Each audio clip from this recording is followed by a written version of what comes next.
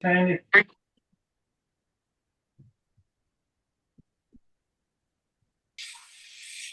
All right, are we ready to go? Indeed, we are. All right. Well, we welcome Catherine Gordon to share a little time with us this evening with our Peace and Justice group, where she'll be presenting Faithful Witness in a Time of Crisis, a Presbyterian call to just peace in Palestine, Israel. And this is a timely presentation as Gaza faces mass civilian death, starvation, and displacement.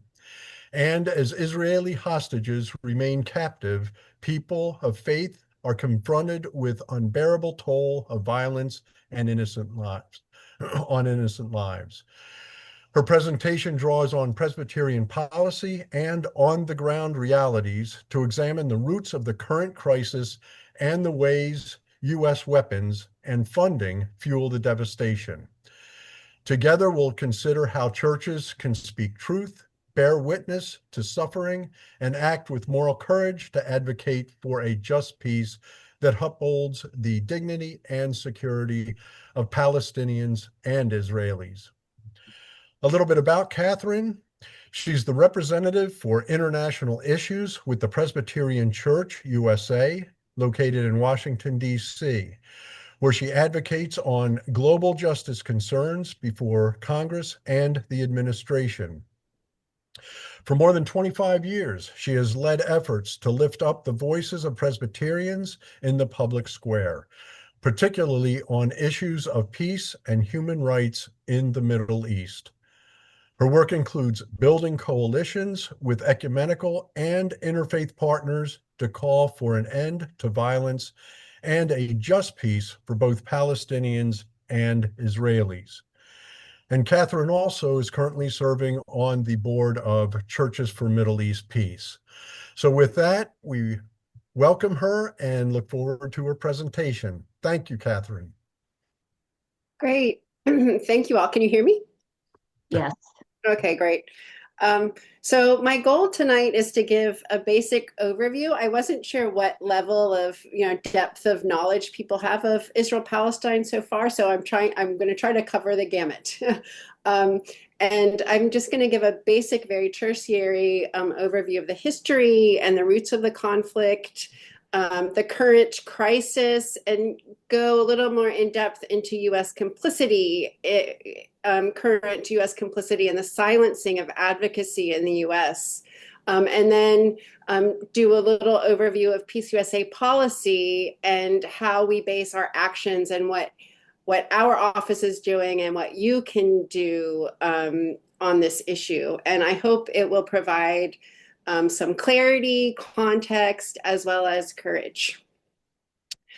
So I get this question a lot about why do Presbyterians do advocacy? It always surprises me, so I like saying this up front. Some people are a little uncomfortable about being political.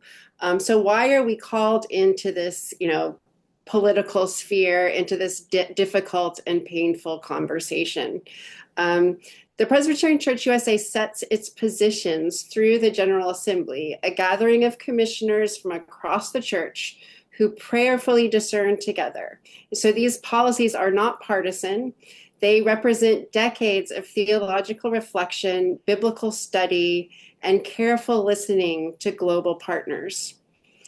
Our Reformed tradition reminds us that all people are created in the image of God, and that discipleship requires us to resist systems of injustice. Neutrality in the face of suffering is not faithfulness. For Presbyterians, advocacy is not an extra or optional task. It is a way we live out the gospel by lifting our voices for peace, justice, and human dignity. So with that grounding, let's turn to the history of the current conflict and how we've come to this moment. To understand today's crisis, and I forgot I had a PowerPoint. There we go. So there's our why advocacy. Okay. So to understand today's crisis, we must go back to 1948. That year, over 750,000 Palestinians were displaced in what they call the Nakba, or catastrophe. They fled or were forced from their homes, and many ended up in Gaza, Lebanon, and Jordan, and some in Syria, some in Iraq. To this day, millions of their descendants live as refugees, many without citizenship, waiting for a future that remains uncertain. In 1967, during the Six-Day War, Israel occupied the West Bank, Gaza, and East Jerusalem. That occupation continues today. More than 700,000 Israeli settlers now live in occupied land in violation of international law, and Palestinians remain stateless and under military rule. This framework of displacement and statelessness, stretching from 48 through 67 and up to today, is at the heart of the ongoing conflict. So, there are a lot of other things that happened and moments in history, but these two big moments of displacement are really at the heart. And without addressing these roots, the suffering we see now cannot be understood. One of the clearest places where this history is visible is in Gaza. Gaza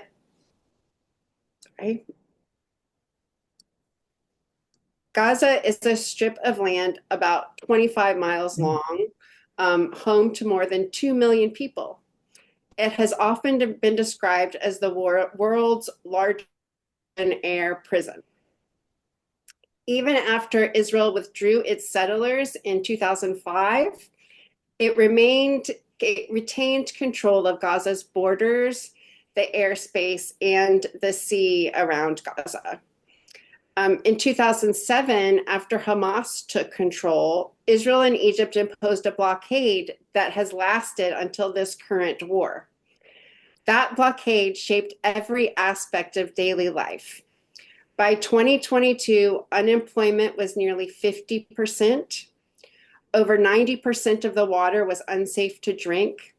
Hospitals functioned under severe restrictions, and patients who needed treatment outside Gaza were often denied permits.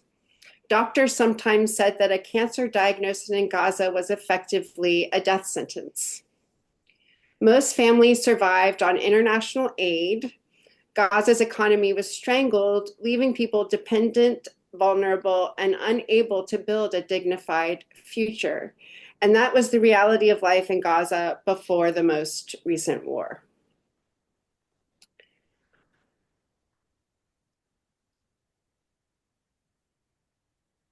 So, and Gaza is not an exception. It's one part of a much wider system that human rights groups have called apartheid and the PCUSA. So Palestinians in the West Bank live under two very different, Palestinians live under a very different legal system. In the West Bank, Israeli settlers are governed by civil law, while Palestinians are subject to military law.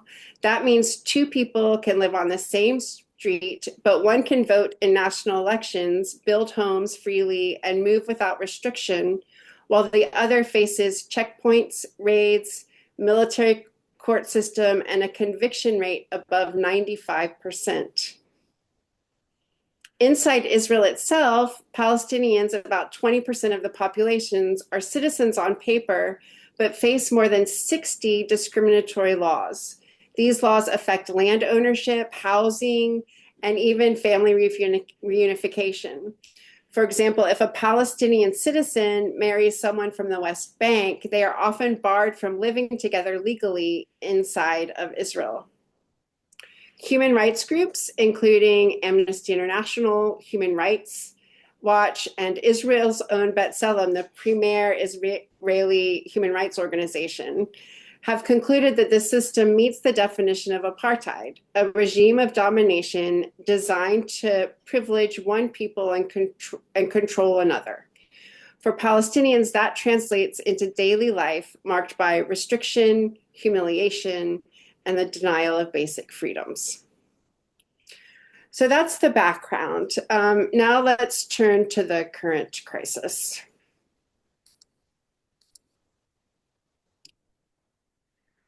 So on October 7th, Hamas launched an horrific attack on Israel that killed 1,200 people, most of them civilians, and took 200 hostages, including children and the elderly.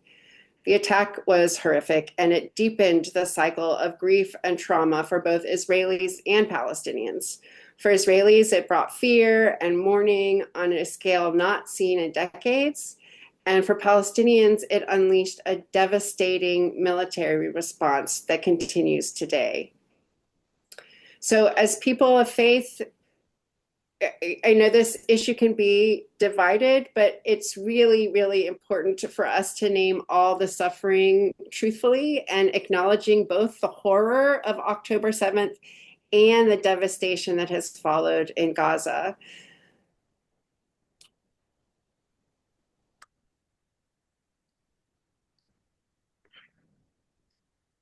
So currently in Gaza, since the war began, the scale of death has been staggering.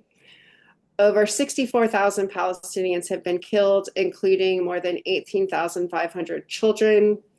UNICEF estimates that more than 50,000 children have been killed or injured, with thousands requiring amputations. Doctors Without Borders has described Gaza as having the highest number of child amputees ever recorded in a modern conflict. Beyond these numbers, Gaza's health system has collapsed. More than 80% of hospitals have been destroyed or severely damaged. Doctors describe performing surgeries without anesthesia, amputating limbs in hallways, and being forced to turn away patients because there are no supplies or beds left. So when we speak of a humanitarian emergency, it's not just about statistics, it's also about families who cannot bury their dead, parents searching the rubble for their children, and communities left without even the most basic care.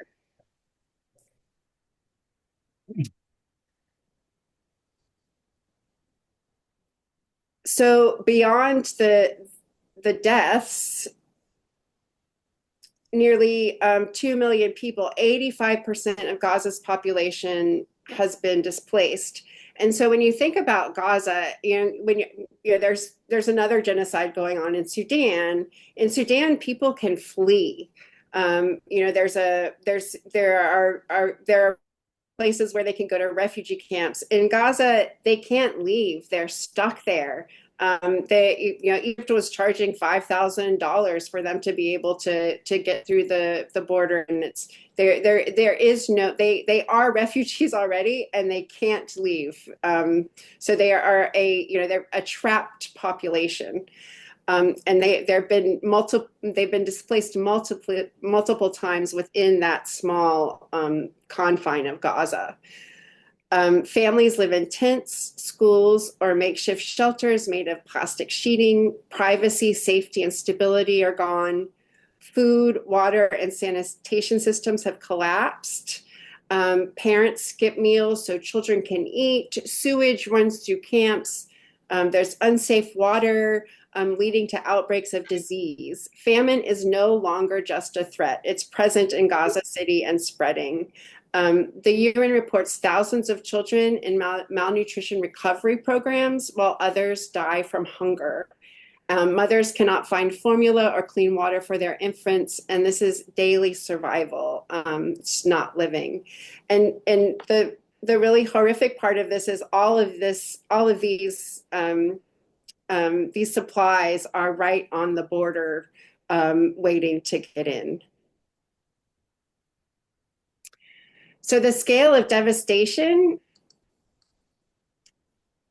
has led the world's top human rights experts to issue grave warnings, even using the word genocide. UN experts have warned that genocide may be underway in Gaza. In January 2024, South Africa brought a genocide case at the International Court of Justice. The court did not dismiss the case. Instead, it found the allegations credible and ordered Israel to take provisional measures to prevent further harm. Amnesty International and B'Tselem, again, Israel's leading human rights organizations, have also said that it is a genocide.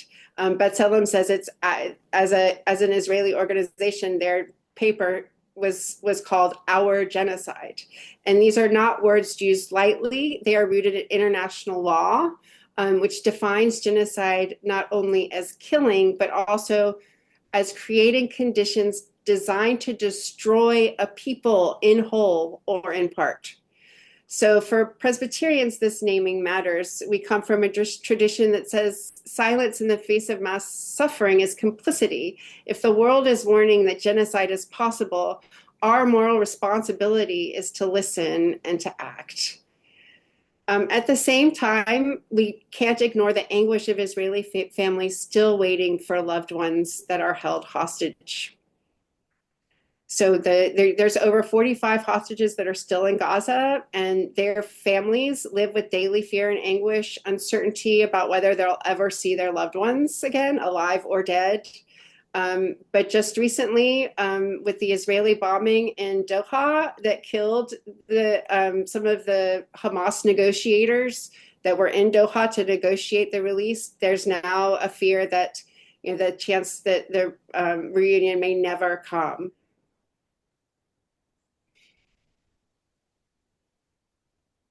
So to understand why this war continues without accountability, we need to turn to the role our own country plays. It's over. It's the whole world they go over.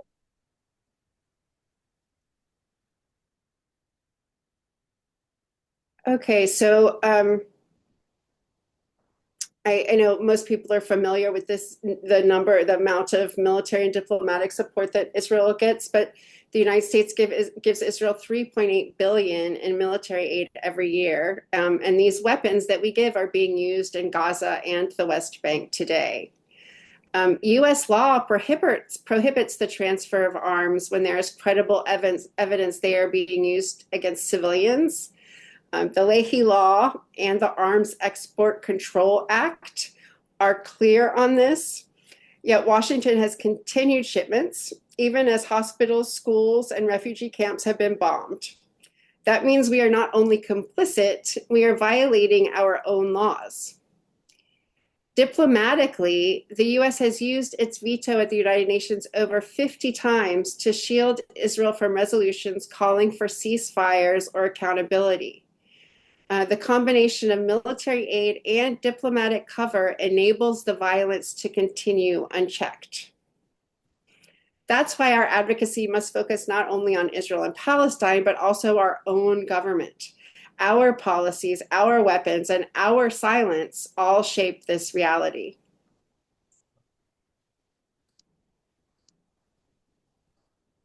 So, in addition to providing weapons and cover, the US has actively worked to block accountability at the international level.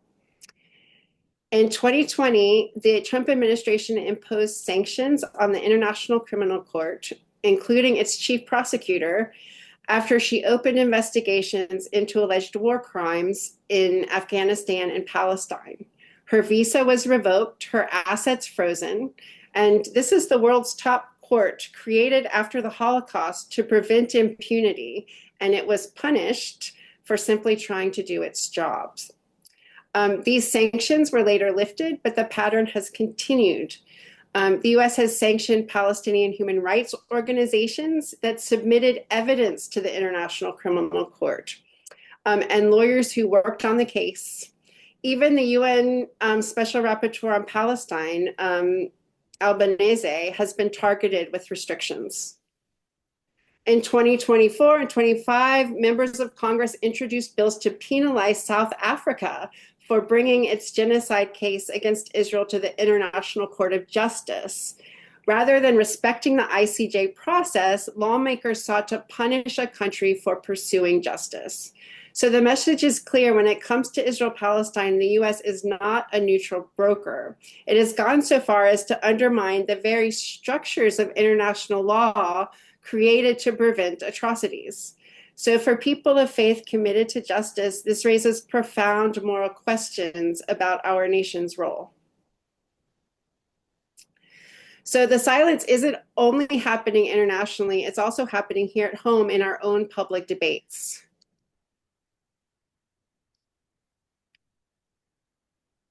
So Presbyterians, like most faith communities, unequivocally reject anti-Semitism. It is a real and persistent form of hatred that has caused immeasurable harm throughout history, and it must be named and opposed.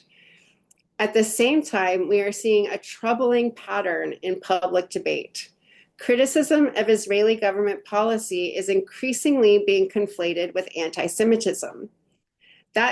That conflation is not only inaccurate, it's harmful.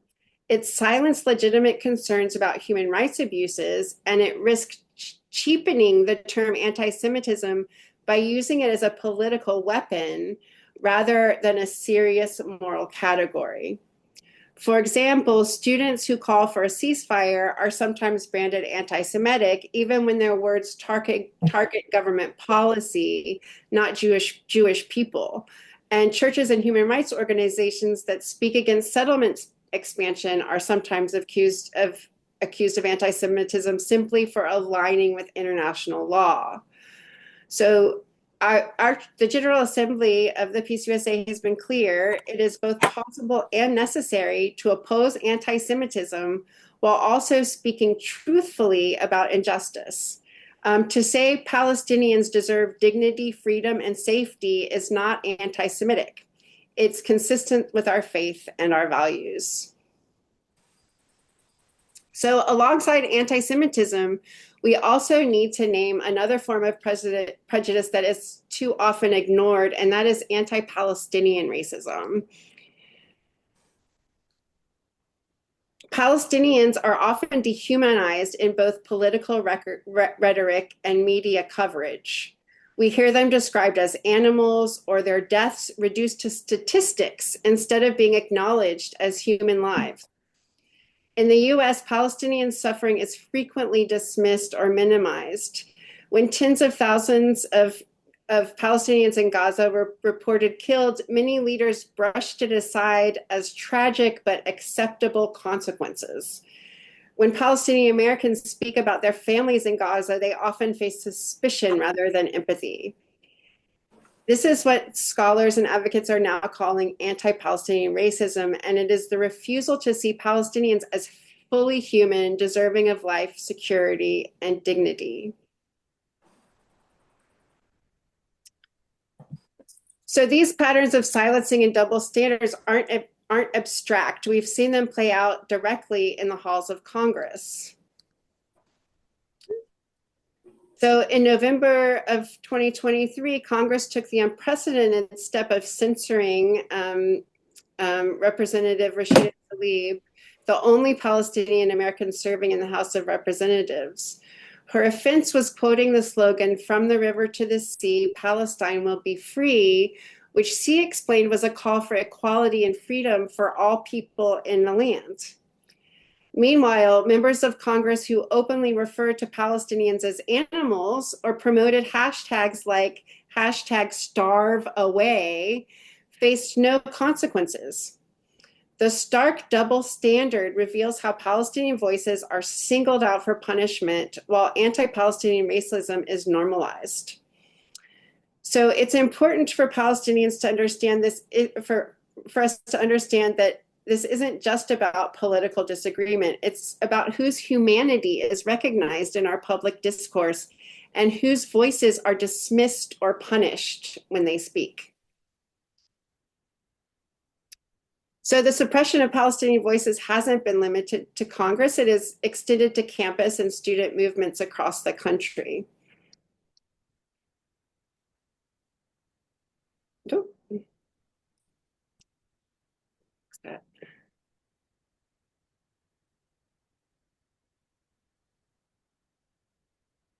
So since the war began, students across the US have organized encampments, vigils, and teach-ins to call for an end to the violence and for universities to divest from companies profiting off the occupation, which is what the Presbyterian Church has already done and many other churches.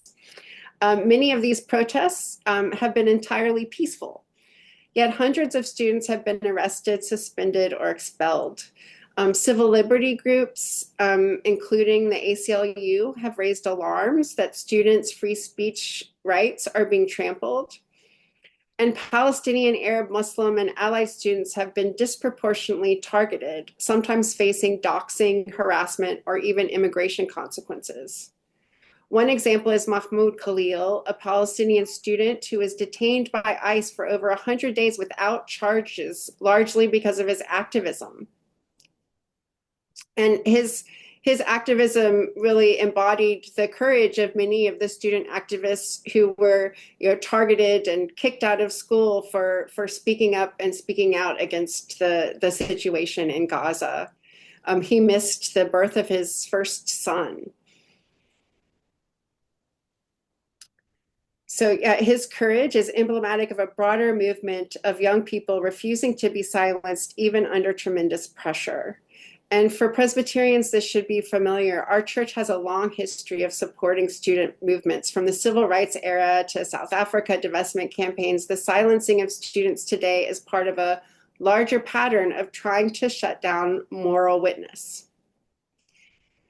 So another way dissent is being restricted is through laws targeting boycotts.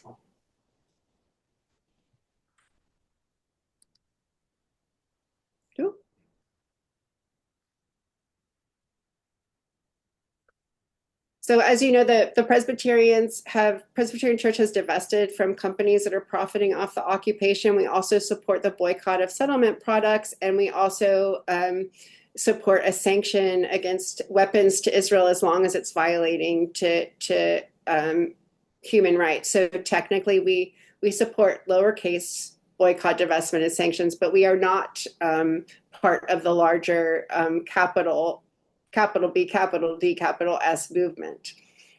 But boycotts are a deeply rooted form of nonviolent protest in American history, from the Boston Tea Party to the Montgomery boycott, to the global campaign against apartheid. Boycotts have been used to challenge injustice. Yet when it comes to Israel, more than 30 US states have passed laws penalizing people or companies that boycott Israel or businesses tied to settlements. Some of these laws have been struck down by federal court as unconstitutional violations of free speech, but the chilling effect remains. People fear professional or financial consequences for engaging in what should be a protected act of conscience. So, and at the federal level, Congress has repeatedly introduced legislation to restrict or penalize boycotts related to Israel and the occupied territories. So for Presbyterians, this hits close to home. Our General Assembly has repeatedly used economic measures like divesting from Caterpillar, Hewlett-Packard, and Motorola as tools of nonviolent resistance. To say that boycotts are illegitimate is to deny faith communities a peaceful and time-honored means of moral witness. So, and beyond the legislation, there are also financial loopholes that allow US support for settlements to continue. So American charities have funneled millions of dollars to Israeli settlements that are illegal under international law, often with the benefit of tax-deductible status. Investigations have shown that some of this money has been used not just for schools or housing, but for purchasing weapons for settlers who attack Palestinian communities. This means our own tax code, designed to promote the public good, has effectively subsidized violence and dispossession. So donations meant to strengthen communities here at home can instead be written off when they fund rifles for armed settler groups. The Presbyterian Church has spoken clearly against this, and we have called for these loopholes to be closed and for charities that fuel violence to lose their tax-exempt status. So that's a sort of picture of where we are in the U.S. in terms of advocacy and the space and this sort of repression that we're facing here, speaking out. And I just want to give a brief overview of what the Peace USA has said, and then talk a little bit about what we do in DC and what Presbyterians can do in general.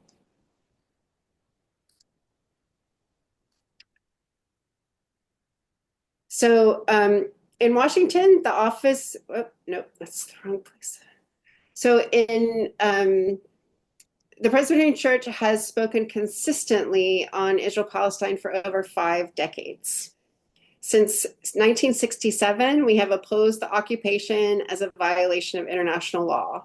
We have condemned settlements as illegal and as an obstacle to peace. We have confirmed the rights of refugees under UN Resolution 194. We have called for the protection of civilians in compliance with international humanitarian law. We determined that Israel's system meets the United Nations definition of apartheid. We have condemned the Gaza blockade as a form of collective punishment.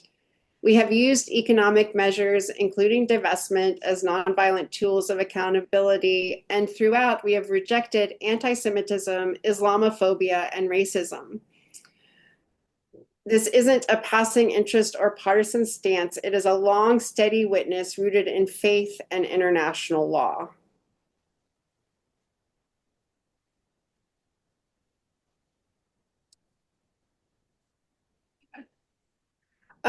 So what does this look like in practice today? What do we do? What does the national church do? So in Washington, the Office of Public Witness works daily to bring the church's policies into public conversation.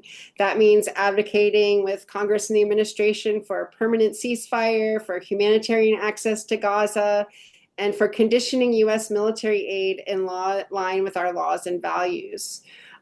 We work in coalition with Churches for Middle East Peace alongside Catholics, Protestants, Orthodox, and evangelicals. We also work in interfaith partnerships with Jewish and Muslim organizations, and also with secular organizations like Oxfam and Amnesty. And these coalitions amplify our voice and make clear that people of many faiths are united in calling for a just peace. Internationally, the church partners with Palestinian Christians through the global, we have a new name for them, the Global Engagement Liaisons, and their voices, often overlooked, remind us, the Palestinian Christians' voices remind us that this is not a conflict far away, but one that affects our brothers and sisters in Christ directly. So what can you do from here?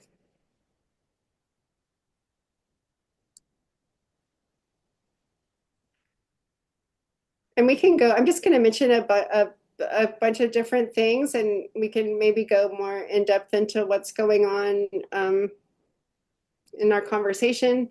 But first, you can contact Congress. I'm sure you all are active and already doing those things. Right now we're currently working on a Block the Bomb campaign, which there's legislation in Congress which calls for halting U.S. Arms transfers when those weapons are being used against civilians, and that's a campaign that's being done by the Ceasefire Now Coalition, which includes most of the major denominations, as well as folks like Oxfam and other secular organizations, Friends Committee on National Legislation.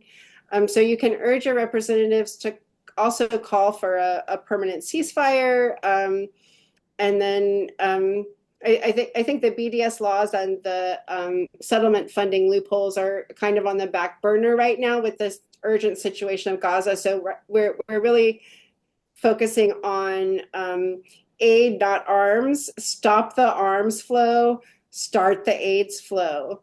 So second, the Let the Children Live campaign just started yesterday, and this is something we just the major denominations and Christian groups just had a meeting last month or in July at the Carter Center. It was facilitated by the Carter Center and Churches for Middle East Peace and some other organizations. And we came together to strategize about how to lift the Christian voice up in a more coordinated, effective, impactful way. And this campaign, Let the Children Live, is something that we're getting behind. And that has started by Save the Children and Amnesty International. And we are going to be sort of coordinating the faith portion of that. And it's something grassroots can join in as well. And I can give you that link in the chat. Third, you can educate your congregation, which you're doing right now, and host forums, use resources from the PCUSA, and make space for Palestinian Christian voices. Learning and teaching are themselves acts of discipleships. And finally, you can pray and witness, include prayers for peace and justice and worship, join vigils, marches, and public witness efforts that affirm the equal dignity of all people. Taken together, these actions connect local congregations to larger movements of advocacy and hope. You don't have to do everything, but every congregation can do something.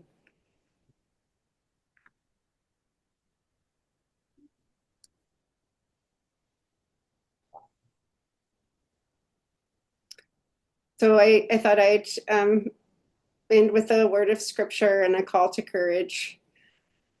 What does the Lord require of you but to do justice, love kindness, and walk humbly with your God? In this moment of profound crisis, neutrality is not an option, and silence is not neutrality, it is complicity. So faithful witness means lifting up human dignity, demanding equality, and refusing to turn away from people who are suffering. It means standing with both Palestinians and Israelis in their shared humanity and insisting on a future where everyone in the land can live in safety and peace.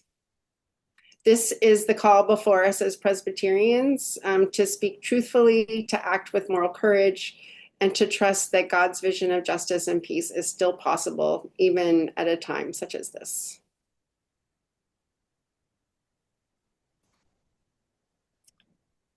And I'll stop there.